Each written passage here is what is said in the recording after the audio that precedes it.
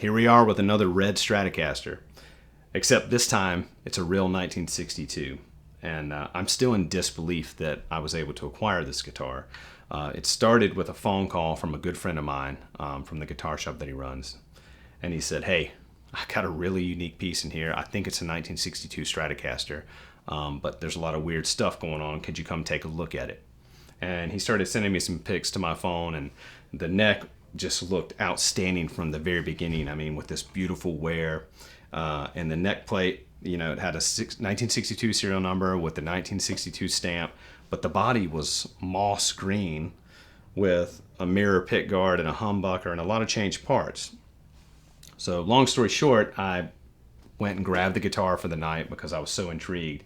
And after playing it for just one night, the neck was so incredible that I knew I had to have the guitar. And I made the deal with them, and I took it home, and I thought about it for a long time, and I wanted a lot of information on this thing. So I Googled the serial number, and I talked to them about who they acquired it from.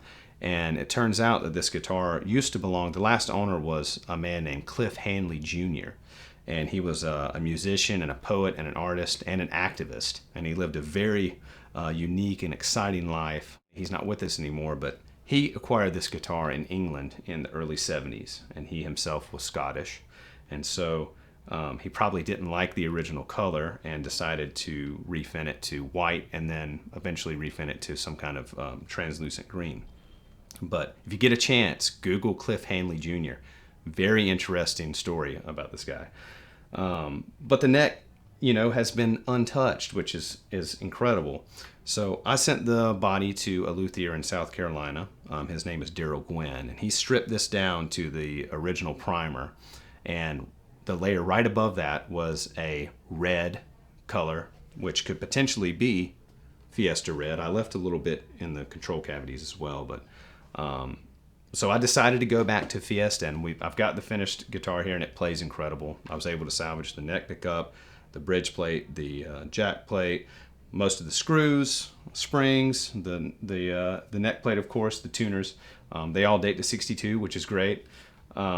But join me as we look at a little bit of the initial teardown process and some of the crazy stuff that was done inside the body and on the back. And then stick around for a playthrough of the completed guitar. I'm once again, I'm just in disbelief at how great it turned out for me. It's probably going to be my favorite Strat for many, many, many years to come. But I hope you enjoy the playthrough, and as always, like and subscribe so I can keep awesome content coming your way. Thanks.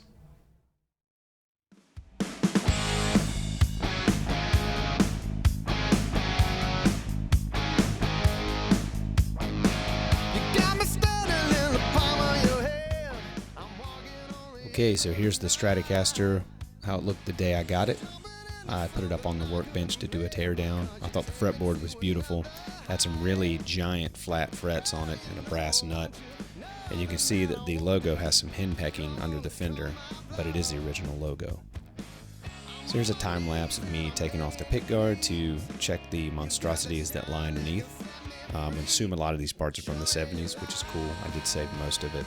The middle humbucker was a DiMarzio. And as you can see under here, there's a lot of interesting wiring, but that original neck pickup is there. Here's the original neck and bridge routes with the worm route still in the bridge. And you can see that white Krylar and a little bit of red in there, and it looks like some hand chiseled work. And the neck pocket, some red and primer look. And just remember, in early 62, they didn't do raw wood. And here's a nice shot of the back of the neck with all that natural wear. This thing feels great. You can see that May 1962 stamp, which is always great to see when you pull off a neck like that, with the body in the background there. And finally, we'll take a look at the original neck pickup I was able to salvage. This pickup sounds great. So let's go ahead and listen to some of the tones we're getting out of the restored guitar. Thanks, guys.